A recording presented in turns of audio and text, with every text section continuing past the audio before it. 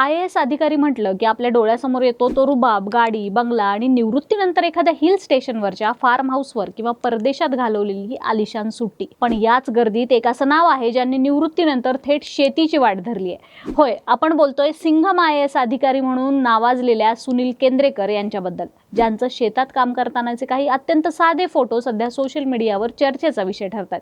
शासकीय सेवेत असताना आपले धडाकेबाज आणि प्रामाणिक निर्णयांनी अनेक शहरात काम करून प्रशासनाला शिस्त लावणारे सुनील केंद्रेकर यांनी स्वेच्छानिवृत्ती घेतली आणि त्यानंतर ते कोणत्याही बड्या शहरात न जाता थेट आपल्या परभणी जिल्ह्यातल्या गावी पोहोचले. आज ते तिथे कोणत्याही बडेजावाशिवाय सर्वसामान्य माणसांसारखे पुरते शेतकरी बनून घाम गाळतात.